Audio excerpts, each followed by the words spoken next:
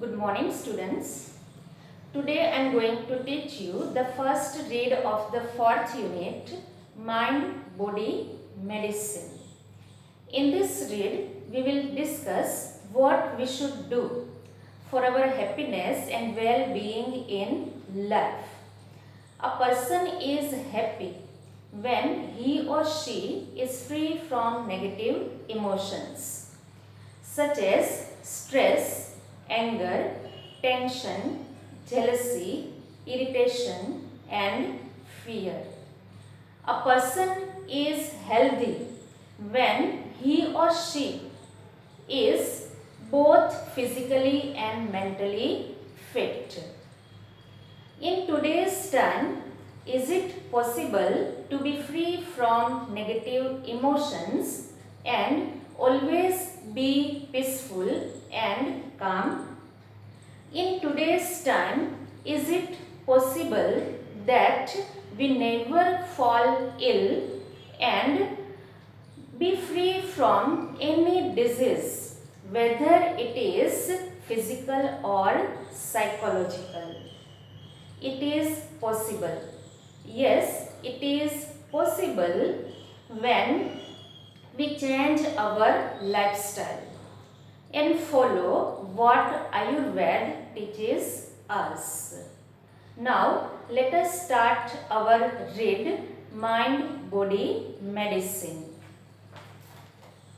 If we look at different people in the world around us, we observe that all of us are not all alike. Each one of us is different in many ways, both physically and mentally. જો આપણે આપણી આસપાસની દુનિયાના લોકોને જોઈશું તો આપણને ખ્યાલ આવશે કે we are not all alike. આપણે એક સરખા નથી. Both physically and mentally, શારીરિક અને માનસિક બંને રીતે આપણે અલગ પડીએ છીએ, એકબીજાથી ભિન્ન છીએ. We ought to understand our own nature and the nature of others for our own happiness and well-being in life. The shapes and size, temperaments and characters of people have lot of variations that must affect our health and happiness. લોકોના shapes and size, આકાર અને કદ, temperaments and characters, સ્વભાવ અને ચારિત્ર્યમાં ઘણી બધી વિવિધતા રહેલી છે. અને આ જે વિવિધતા છે એ આપણી હેલ્થ અને હેપીનેસને અસર કરે છે. એટલા માટે જ we ought to understand our own nature. આપણે આપણો સ્વભાવ સમજવો જોઈએ and the nature of others, અને બીજાનો પણ સ્વભાવ સમજવો જોઈએ for our own happiness and well-being in life. આપણા આનંદ માટે, આપણા તંદુરસ્ત જીવન માટે we should understand our own nature, આપણો પોતાનો સ્વભાવ and the nature of others, અને અન્યનો સ્વભાવ કે જેની સાથે આપણે જોડાયેલા છીએ તો એનો સ્વભાવ આપણે સમજવો જોઈએ for our happiness and well-being in life. According to Ayurveda, physical diseases occur mainly owing to external factors like wrong diet or exposure to pathogens. Ayurveda મુજબ physical disease, શારીરિક રોગો છે એ મેઇનલી બાહ્ય પરિબળોને કારણે થાય છે.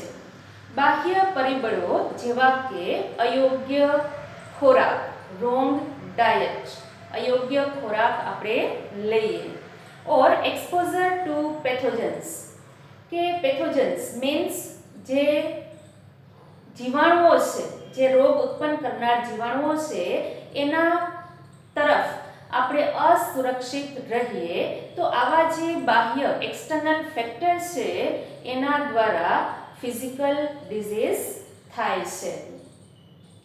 Mental diseases arise mainly from internal factors like wrong use of the senses and the increase of negative emotions.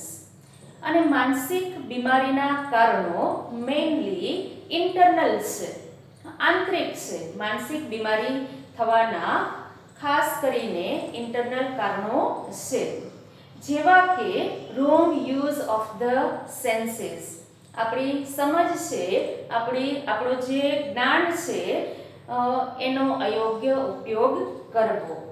And the increase of negative emotions, અને નેગેટિવ ઇમોશન્સ નકારાત્મક લાગણીઓમાં વધારો થાય ત્યારે માનસિક બીમારી થાય છે.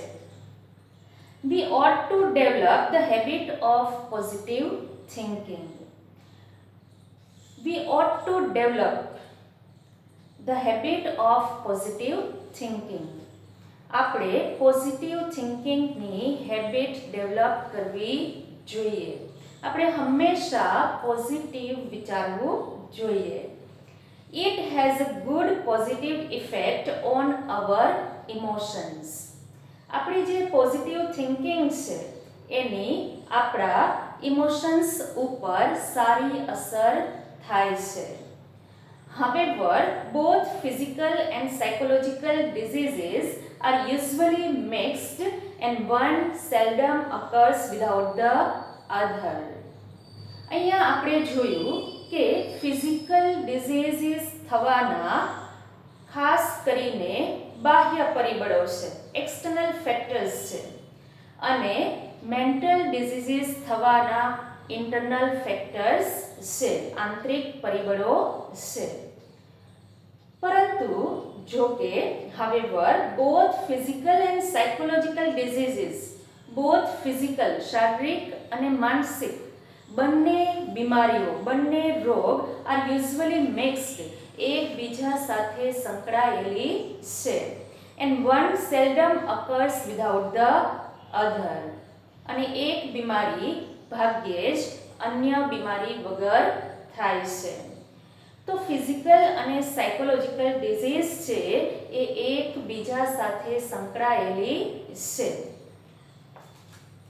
Some diseases like acute infections have almost entirely physical causes and can be treated purely on a physical level. Some diseases, કેટલાક રોગો છે, physical diseases છે, like acute infections, જેવા કે ગંભીર ચેપ, કોઈ ગંભીર ચેપને કારણે આપણે બીમાર પડીએ છીએ તો એના કારણો ફિઝિકલ હોય છે, એના શારીરિક કારણો હોય છે.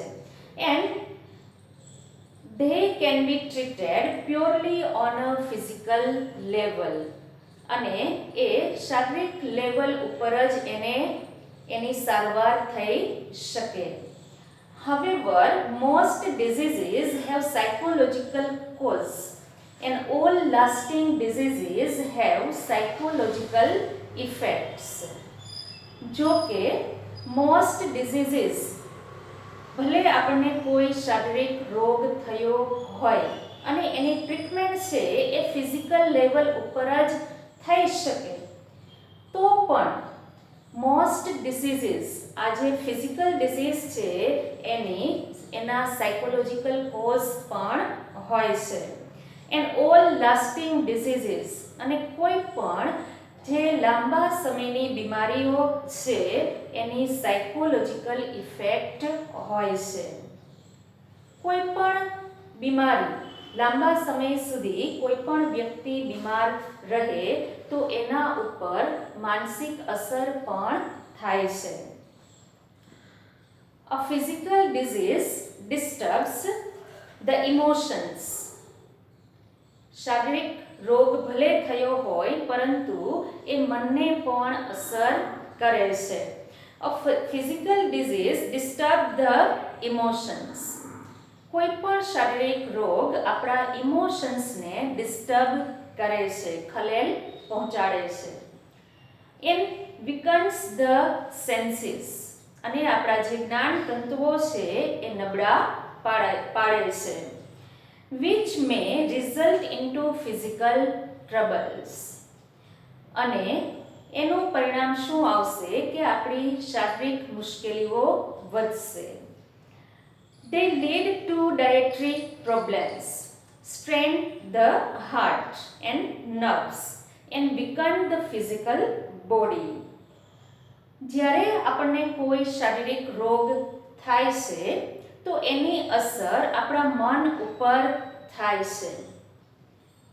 જ્યારે આપણે બીમાર પડીએ છીએ, તાવ આવે છે કે કોઈ પણ બીમારી આપણને થાય છે તો એની અસર આપણા મન ઉપર થાય છે. આપણે સ્ટ્રેસ અનુભવીએ છીએ, તણાવ અનુભવીએ છીએ અને એના કારણે પછી અન્ય ફિઝિકલ ડિસીઝ આપણને થાય છે. દે લીડ ટુ, જે આપણે માનસિક તણાવ અનુભવીએ છીએ, જે ફિઝિકલ કોઈ પણ ફિઝિકલ ડિસીઝની આપણા ઉપર જે સાયકોલોજીકલ ઇફેક્ટ છે એ આપણને એના કારણે શું થાય છે? દે લીડ ટુ ડાયટરી પ્રોબ્લેમ્સ, તેના કારણે ડાયટરી પ્રોબ્લેમ સર્જાય છે, પાચન અંગેની સમસ્યાઓ સર્જાય છે.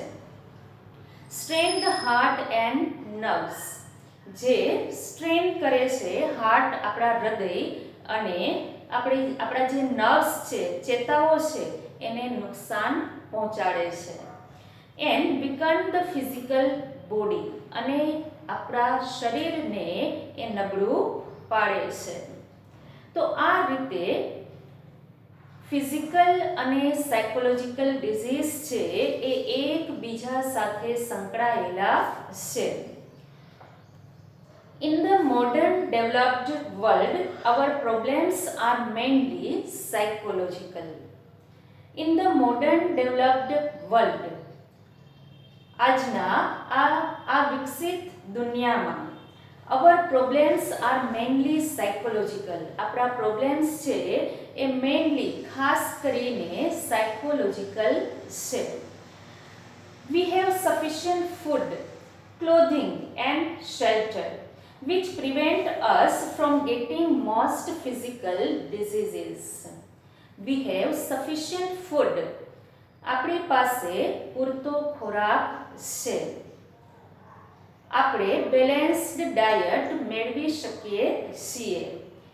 We have sufficient food, clothing and shelter.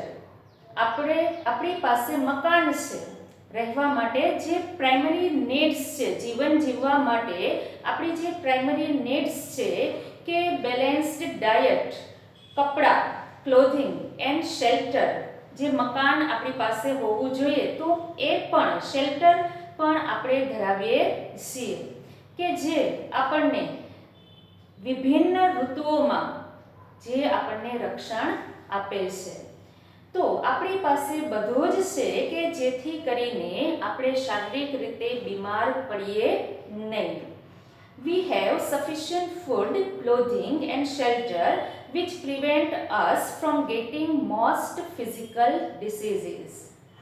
આપણી પ્રાઇમરી નીડ્સ છે એ પૂરી થઈ જાય છે અને એના કારણે આપણે બીમાર પડતા નથી. એ આપણને બીમાર પડતા અટકાવે છે. Though most of us have no major physical problems, we still suffer from psychological unrest. Most of us have no major physical problems. મોટા ભાગનાને કોઈ મેજર ફિઝિકલ પ્રોબ્લેમ્સ નથી, છતાં પણ we still suffer from psychological unrest. પરંતુ છતાં પણ આપણે psychological અનરેસ્ટથી પીડાઈએ છીએ, માનસિક બેચેની અનુભવીએ છીએ. This unrest may manifest as feelings of loneliness, not being loved or appreciated, anger, stress or anxiety. અને આ જે અનરેસ્ટ છે, આ જે માનસિક બેચેની છે, એ આપણી ફિલિંગ્સમાં દેખાય છે. In the feelings of loneliness આપણે એકલતા અનુભવીએ છીએ. આપણે વી ફીલ આપણે એવું અનુભવીએ છીએ કે we are not being loved or appreciated. આપણને પ્રેમ આપવામાં આવતો નથી, આપણને કોઈ ચાહતું નથી કે કોઈ આપણી પ્રશંસા કરતું નથી.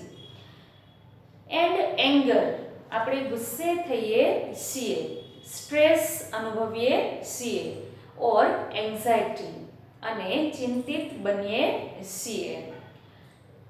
તો in this modern developed world આ આજની જે આધુનિક દુનિયા છે એમાં આપણા જે પ્રોબ્લેમ્સ છે એ મેઇનલી સાયકોલોજીકલ છે. અને જે આપણે સાયકોલોજીકલ અનરેસ્ટથી પીડાઈએ છીએ તેની અસર આપણા શરીર ઉપર થાય છે. It can lead to the weakening of our physical energy and prevent us from doing what we really want to do. જ્યારે આપણે માનસિક બેચેની અનુભવીએ છીએ, ગુસ્સે થઈએ છીએ, નકારાત્મક લાગણીઓ જ્યારે આપણા ઉપર હાવી થાય છે ત્યારે શું થાય છે કે it can lead to the weakening of our physical energy.